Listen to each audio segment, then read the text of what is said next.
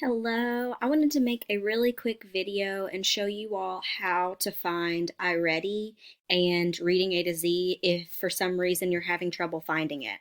So if you go to Google and type in PLE links 1, so just put that in the search bar, PLE links 1, and press enter. And then the very first thing that comes up should look like this. It should say PLE links 1 and then Symbaloo right there. You'll click on that,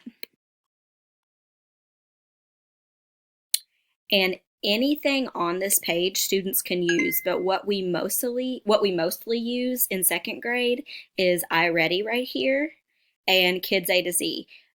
Each child in second grade has a login for both of these, and if you click on iReady, iReady will come up. If you click on Kids A to Z,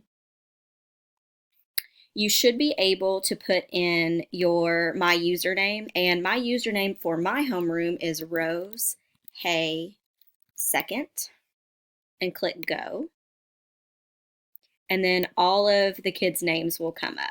If you are in Miss Barker's class, it's R Hay 8, and all of the names will come up there. If you are in Miss Coleman's class, it's R Hay 7, and all of the names will come up there. And once you log in, let's go back to my class. Once you log in, you can click on your student's name, and they know their password. It's PLES, so they would type in PLES.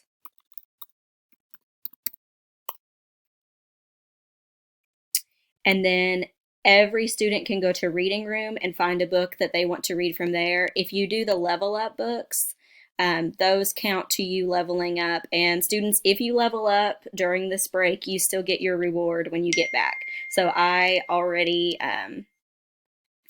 said, like, some students have already leveled up once this year, and they get a snack or a drink of their choice. But I wanted to show you all how to get to those things. I don't want you to be without books. I know the library is closed, so if you don't want to read a Level Up book, you can go to Reading Room.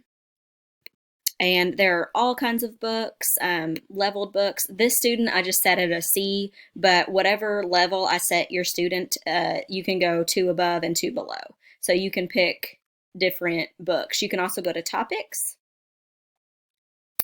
And if you like adventure books, you can click one of those. If you like books about animals and insects, they have different topics depending on what your student is interested in.